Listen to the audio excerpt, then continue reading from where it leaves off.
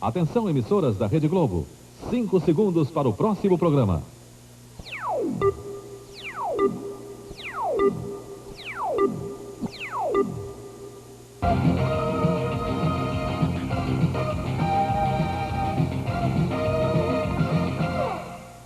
Oferecimento Orloff. Pense em você amanhã. Exija Orloff hoje.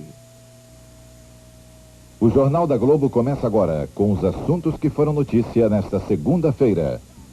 Os petroleiros aceitam a proposta do governo e voltam ao trabalho em todas as refinarias do país.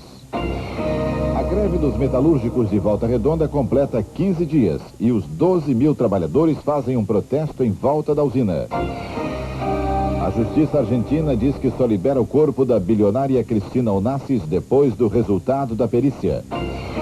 No Rio, 450 policiais sobem o Morro do Borel para prender traficantes de drogas. O ministro Aureliano Chaves admite que pode deixar o governo a qualquer momento.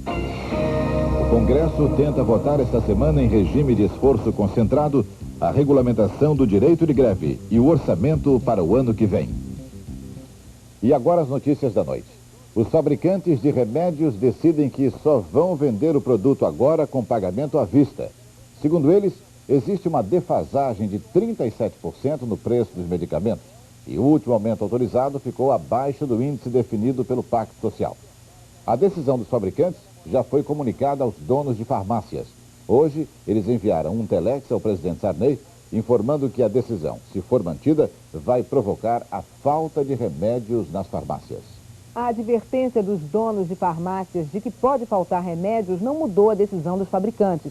A decisão da Abifarma foi tomada depois que o governo autorizou um reajuste de 24% nos remédios, muito abaixo do que queriam os fabricantes e abaixo também do percentual definido pelo Pacto Social. A última assembleia da Abifarma decidiu que os laboratórios iriam, a partir de agora, praticar o preço à vista, concedendo aos clientes um prazo de carência de 5 dias para o pagamento. A partir do 6º dia, será cobrado uma taxa de permanência por dia de atraso. Realmente eles estão com defasagem em seus custos. É necessário, então, que o governo interceda para que o comércio farmacêutico e a própria população não fiquem desabastecidas dos produtos essenciais à sua própria sobrevivência. Ninguém tem condições de pagar à vista? Definitivamente. Haja visto que nós estamos vindo do plano pós-cruzado, estamos ainda em período de convalescença e não temos, no momento, capital de giro para adquirir os produtos à vista. O presidente da Auto Latina disse que o programa do álcool não sofrerá mudanças bruscas. Wolfgang Sauer conversou com o ministro-chefe do Gabinete Militar, general Baima Deni, e garantiu que as indústrias vão continuar fabricando 85% de carros a álcool e 15% a gasolina. Que isso vai ser modificado. Eu acredito que isso vai, com o aumento da produção que nós esperamos que vamos ter, ser uma consequência automática da demanda dos automóveis. Não acreditamos em mudanças abruptas.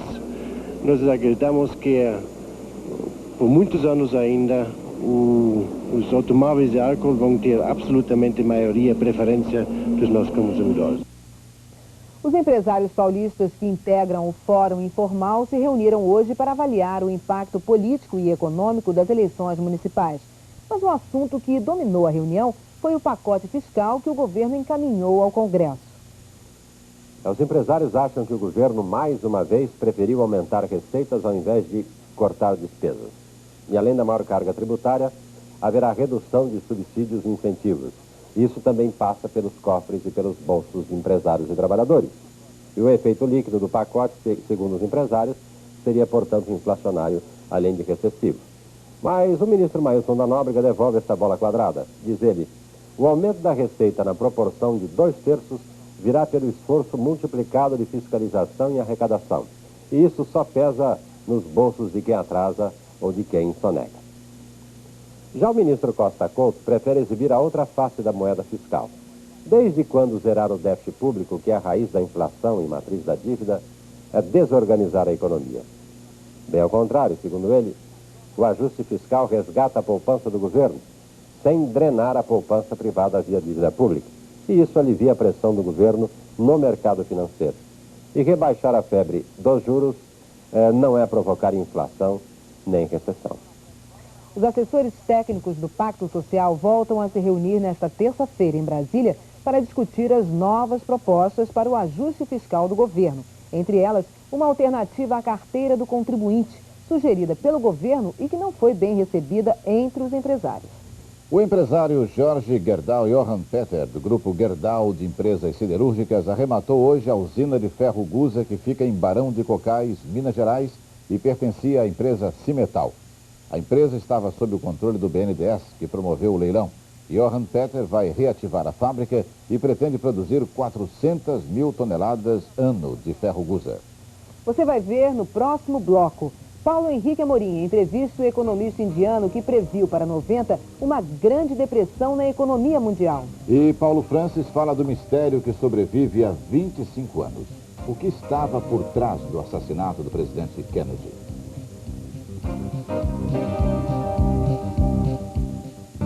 Se o seu dinheiro só leva checkmate e você nunca sabe qual o melhor movimento, fale com o mestre, gerente especial Banespa. A equipe dele põe o seu dinheiro para ganhar. Fundos, ações, CDB.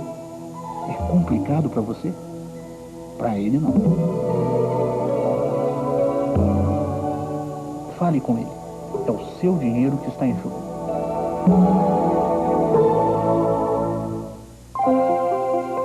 Sabe como fazer uma boa higiene bucal? Com um creme dental com fluorativo contra as cáries, que combate a placa bacteriana que pode causar o tártaro. Que seja saboroso, refrescante. E que seja Novo Colinas, o antiplaca com gosto de creme dental.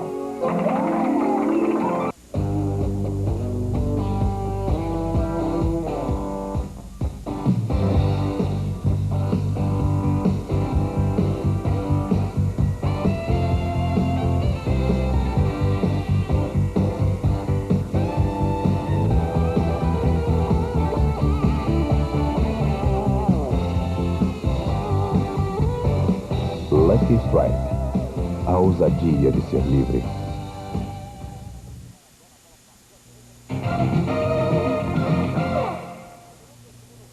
Daqui a 2 anos vai haver uma grande depressão na economia mundial. Essa previsão é do economista indiano Ravi Batra, que vive há 20 anos nos Estados Unidos. Ravi Batra é o autor do livro 1990, A Grande Depressão, que foi best-seller nos Estados Unidos e já foi traduzido para o português. O economista indiano está no Rio, onde participa de uma reunião da Associação Petroquímica Latino-Americana, a APLA, e ele conversou sobre a depressão no mundo e no Brasil com o editor de economia da Rede Globo, Paulo Henrique Amorim. A OECD e o FMI acabaram de apresentar previsões que dizem que a economia mundial vai continuar crescendo até 1990. Isso não é motivo suficiente para se acreditar que as suas previsões vão dar errado? Não. Nos últimos 7 anos eu fiz 20 previsões. 15 foram feitas nesse meu livro. E essas 15 já aconteceram. As outras 5 eu fiz recentemente, dessas 5, 3 já aconteceram. Uma das previsões dizia assim: quando Bush for eleito presidente, o dólar vai cair e a Bolsa de Nova York também. Foi o que aconteceu. Eu nunca errei uma previsão na minha vida. E eu não acredito nas previsões do FMI ou da OECD. O senhor acredita que a administração do presidente George Bush vai evitar a depressão? Não acredito. Bush vai manter a política de Reagan e a política de Reagan é a mesma que causou o crack de 29. O que deve ser feito para evitar a depressão de 1990? É muito tarde para evitar a depressão. A única coisa que ainda é possível fazer é atenuar a depressão. A prioridade é diminuir a concentração de renda. Os Estados Unidos deveriam aumentar os impostos dos ricos para diminuir o déficit público. E se o déficit público cair, o déficit comercial também diminui e isso atenua a depressão. De que forma uma depressão desse tipo afetará o Brasil? O Brasil exporta café, exporta produtos petroquímicos e manufaturados leves. Como os países ricos vão cair numa depressão, as exportações do Brasil vão cair. Uma boa notícia para o Brasil é que o preço do petróleo vai cair bastante. O preço do petróleo deve chegar a $7 o barril. De qualquer forma, a depressão vai afetar muito o Brasil. Quer dizer, então, que não há saída. As suas previsões estão certas. Eu gostaria de estar errado. Eu ficaria muito feliz, mas não estou. If my final forecast is wrong, that's okay, because I've already proved my point. Depois da entrevista, o economista Ravi Batra aceitou dar uma dica para os investidores brasileiros: comprar ouro, que, segundo ele, é a melhor defesa contra a depressão. Uma das organizações ecológicas mais importantes do mundo pede o apoio da Alemanha Ocidental contra a construção de uma hidrelétrica na Amazônia. O Fundo Mundial para a Preservação da Vida Selvagem quer que o governo alemão ocidental pressione o Banco Mundial para que não empreste $500 milhões para o projeto. O fundo denuncia que a represa de Altamira, no Rio Xingu, vai inundar 5.600 quilômetros quadrados de floresta no estado do Pará, prejudicando assim 70 mil índios. Uma equipe de médicos dos Estados Unidos vai visitar os hospitais psiquiátricos da União Soviética em janeiro e conversar com os pacientes. Antes da abertura política do dirigente Mikhail Gorbachev, o governo soviético internava dissidentes políticos em hospícios. Agora, os psiquiatras norte-americanos vão ver se a situação mudou. O presidente do Paquistão, Ishaq Khan, decide convocar o líder da oposição, Benazir Bhutto, para formar um novo governo. O Partido do Povo Paquistanês, liderado por Benazir, venceu a eleição da semana passada, mas precisa do apoio de pequenos partidos para ter maioria no parlamento. A maior parte do ministério do atual governo e os muçulmanos radicais são contra a indicação de Benazir Bhutto para primeira-ministra. Há 25 anos, morria um dos mitos da história recente, John Fitzgerald Kennedy, o mais jovem presidente dos Estados Unidos. Jovem, rico e bem-sucedido com as mulheres, John Kennedy teve a rápida e brilhante carreira política fulminada por 2 tiros durante uma visita a Dallas, no Texas. O mistério sobrevive até hoje. Quem matou o presidente Kennedy? Um louco solitário, interessado apenas em entrar para a história? Ou uma conspiração perfeita? Paulo Francis. Dia 22 é o 25º aniversário do assassinato do presidente John Kennedy. Mesmo quem não era vivo ou adulto naquela época foi tocado pelo mito. Um presidente jovem, bonito, casado com uma bela mulher que teve o seu cérebro estourado por um rifle. O fim de uma era em que os homens públicos podiam aparecer em público. O assassino seria Lee Harvey Oswald, de 24 anos, um vagabundo.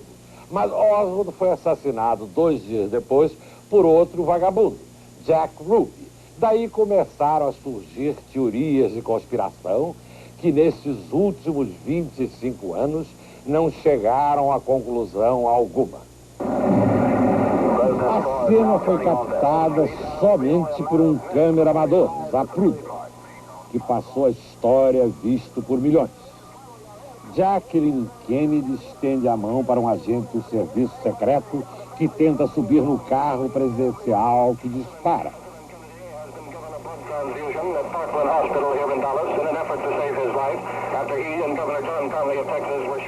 E aqui está Oswald, o medíocre ressentido, que com um cartão de crédito pode comprar uma arma por $21 e marcar o seu nome na história.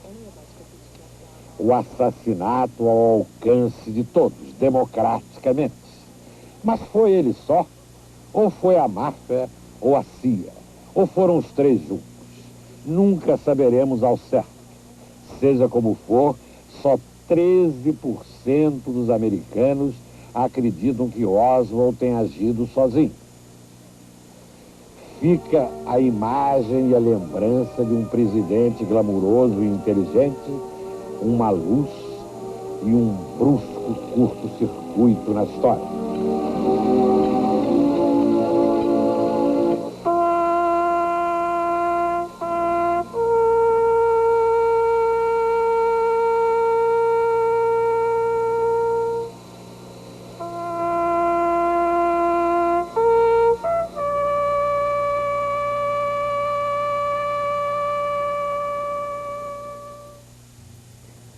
primeiros resultados da eleição parlamentar no Canadá dão vantagem ao Partido Conservador Progressista do primeiro-ministro Brian Mulroney.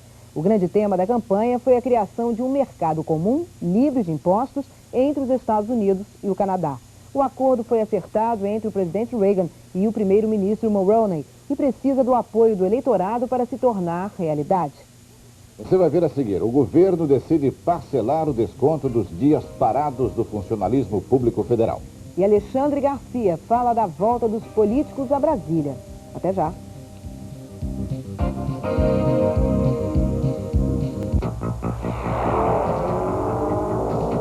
Todo veículo vem de fábrica com TRW, a marca da peça original. Tudo está tão bem. Está tão bem.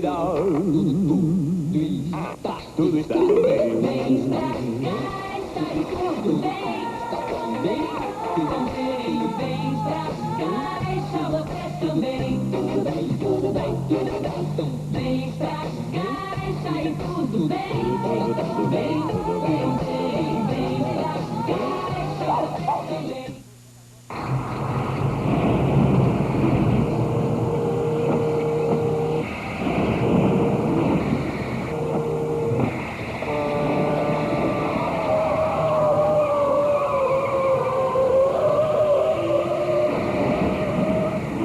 Radiais de aço Firestone. Porque há momentos em que a última coisa que você vai lembrar é que existem pneus. A vida roda melhor num Firestone.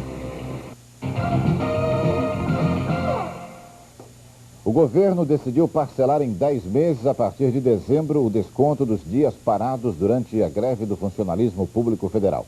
A medida foi comunicada a todos os ministérios com base num memorando assinado pelo presidente Sarney. No Ministério da Previdência, a greve durou 50 dias. Nos outros ministérios, 20 dias. A administração da prefeita Luísa Erundina, do PT de São Paulo, vai ser acompanhada de perto pela oposição, que vai até formar um gabinete paralelo. O gabinete paralelo começa a funcionar dia 1º de janeiro, ao mesmo tempo que a nova administração municipal. João Melão, que ficou em 5º lugar na disputa pela prefeitura, aqui vai exercer o cargo de coordenador geral. Uma equipe de apoio técnico, administrativo e jurídico fará o acompanhamento diário da atuação da prefeitura. E 8 conselhos setoriais vão elaborar propostas alternativas e prestar assessoria à bancada do partido na Câmara. Por que essa decisão de criar um gabinete paralelo? É porque chegou o momento do Brasil ter um tipo de oposição moderna. Uma oposição que não seja passional, amadorística, mas sim bem fundamentada tecnicamente. Nós vamos acompanhar diariamente o que a prefeitura faz e vamos nos posicionar técnica e ideologicamente a respeito dos atos do prefeito. O Tribunal Regional Eleitoral da Bahia deve convocar novas eleições nos próximos dias no município de Uauá. As eleições serão para completar a votação, prejudicada por um atentado que destruiu quase metade das urnas. O município de Uauá fica a 416 quilômetros de Salvador. Inconformado com os resultados parciais da apuração, o candidato do PMDB à prefeitura, Pedro Ribeiro, acompanhado de mais 30 pessoas, incendiou o fórum local na manhã da quinta-feira passada.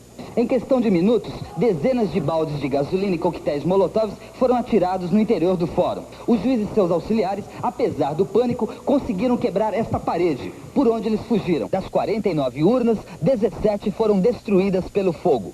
O juiz indicado para dirigir o processo eleitoral teve que pedir apoio à Polícia Federal para garantir a continuação dos trabalhos. O Tribunal Regional Eleitoral deverá anunciar nos próximos dias a realização de eleições suplementares para definir a votação das urnas destruídas.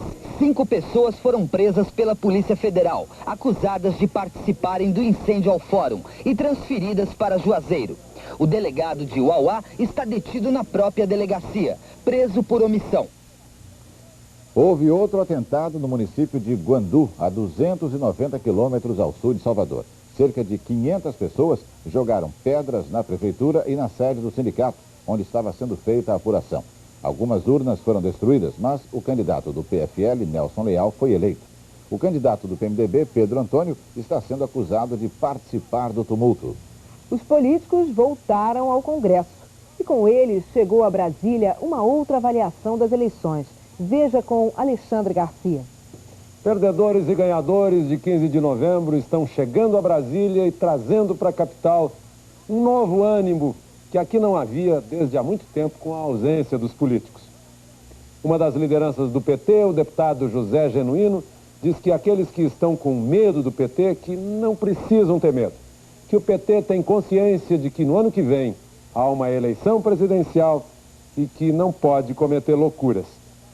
Já os históricos do PMDB estão zangadíssimos e exigem mudanças drásticas dentro do partido.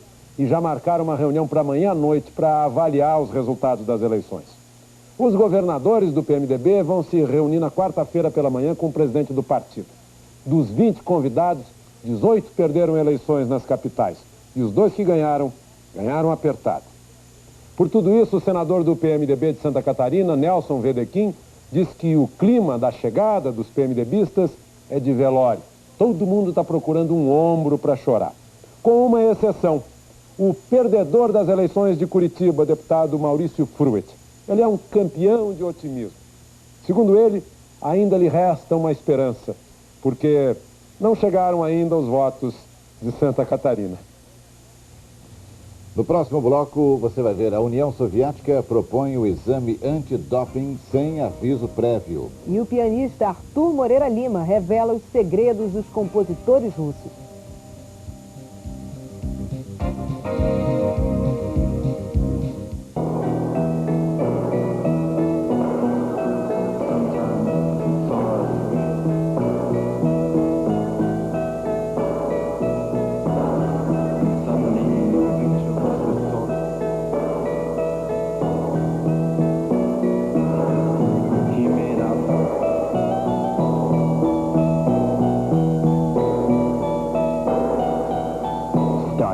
New York Urban Collection.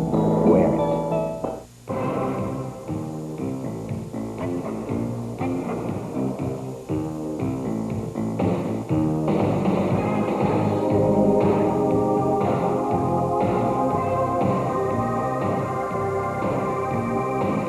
A imagem da sua empresa depende muito dos uniformes. Exija uniformes com tecido Santista. Os únicos com garantia total. Do tecido e da confecção. Exija a etiqueta Santista. Todos os caminhos levam ao BBC. Ele apoia as atividades produtivas em todo o país. Financiamentos, capital de giro, Finame, operações de câmbio, aplicações financeiras, fianças, enfim, tudo o que você precisa de um banco. BBC, a melhor saída para a sua empresa crescer e lucrar. BBC, Banco Brasileiro Comercial, o banco bom companheiro. A União Soviética propõe exames sem aviso prévio para diminuir o uso de doping entre os atletas. Para o presidente do Comitê Olímpico Soviético, Marat Gromov, o doping não é mais um problema só dos países ocidentais, não. Na União Soviética, vários atletas já foram punidos pelo uso de esteroides anabolizantes. Marat Gromov abriu hoje em Moscou uma conferência internacional antidrogas no esporte que conta com a participação do presidente do Comitê Olímpico Internacional, Juan Antônio Samaranch. O COI espera que pelo menos 70 países assinem um manifesto antidrogas no esporte. Nunca se bateu tanto pênalti no futebol brasileiro como agora nesta Copa União. Tem muita gente batendo e também tem muita gente errando. Juca Kfouri fala dos números. Se no primeiro turno apenas 33% dos jogos foram decididos por pênaltis, o retorno, que é mais decisivo, promete. Nas 3 primeiras rodadas, 47% dos jogos foram para os penais. Só nos 10 jogos de ontem, 7 foram para a marca do pênalti, com 88 cobranças, 33 delas perdidas.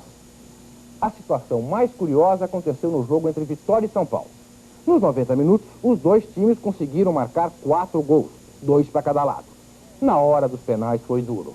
De 9 cobranças, apenas 3 foram convertidas, na vitória paulista por 2-1. O goleiro Marola, do Atlético Paranaense, é o grande recordista até aqui. Pegou 10 pênaltis. Agora é oficial. O Dr. Sócrates estreia no Santos no próximo dia 29, uma terça-feira, na Vila Belmiro, contra o Cerro Porteño do Uruguai. Chico Anísio é conhecido, entre outras façanhas, por mudar de time sem a menor cerimônia. Ele já foi vascaíno, rubro-negro, americano e voltou a torcer pelo Vasco. Em saborosa entrevista à revista Placar, Chico Anísio se justifica, indignado porque acha que existe muita patrulha nessa questão, e diz: a gente muda de partido e não é virar voto. Muda de mulher e não é virar mulher. De religião e não é virar cruz. Muda de rua e não é virar placa. A gente só não muda de mãe. E acompanhando a tendência geral, Chico Anísio anuncia que o craque Coalhada vai voltar no ano que vem, só que jogando na Itália. Ainda bem que o Chico Anísio fica. Eles são dois personagens vindos de um mundo estranho, a Esbórnia. Juntos, Ike Gomes e Nico Nikolaevski fazem um show que está em cartaz há 4 anos em Porto Alegre e sempre com teatro lotado. Agora o show Tango de Tragédias virou disco. Boa noite, telespectadores da Rede Globo. A Esbórnia Records tem o imenso prazer de lançar no mercado fonográfico brasileiro o primeiro disco de Kraunos e Pletzkart. Nós mesmos, que somos os legítimos embaixadores da cultura esborniana aqui no Brasil. Kraunos sang com seu violino delirante e o maestro Pletzkart com seu acordeão de efeitos fantásticos.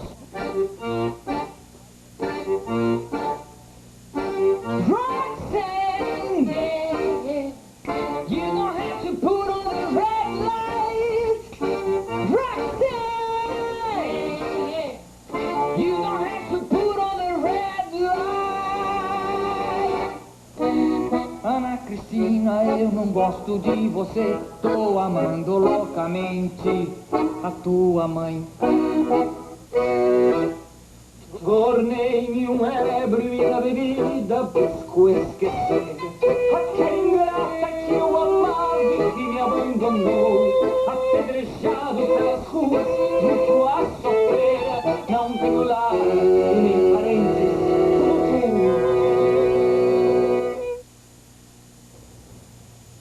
Depois de se apresentar em Moscou durante a visita do presidente Sarney à União Soviética, o pianista Arthur Moreira Lima traz para o Teatro Municipal do Rio o melhor da música russa. Arthur Moreira Lima foi aluno do Conservatório de Moscou e revela hoje para o Jornal da Globo alguns de seus compositores preferidos.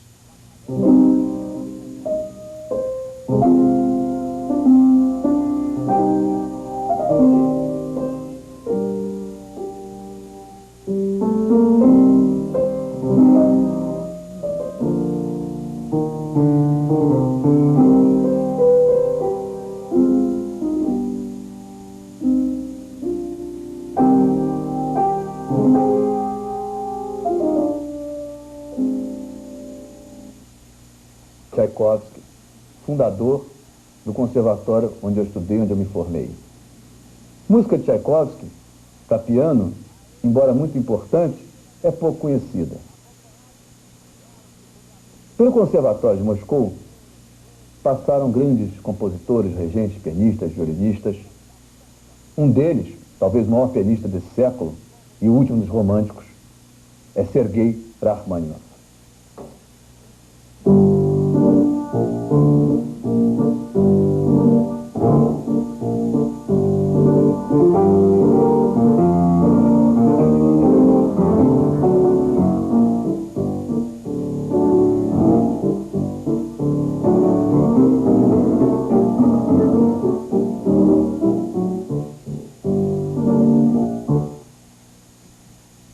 E Alexander Scriabin, um dos mais interessantes compositores do final do século passado e que espelha assim com perfeição a inquietação intelectual que pairava na Rússia do final do século, na Rússia pré-revolucionária.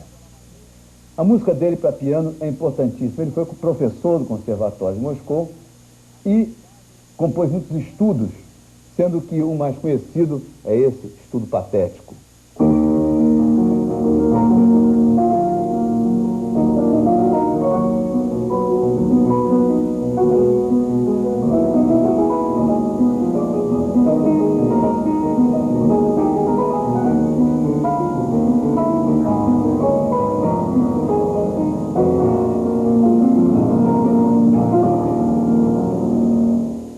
E os quadros de uma exposição de Mussorgsky, ciclo para piano, obra-prima da literatura universal. Mussorgsky foi um grande precursor da música moderna.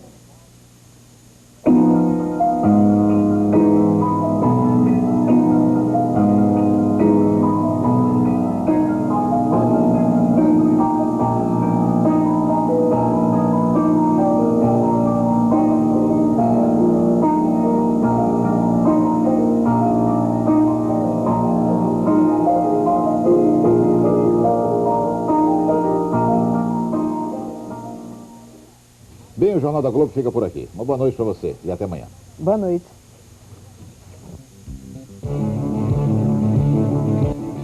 ZYB 859, TV Campinas. Nesta terça, 13h, Jornal Hoje.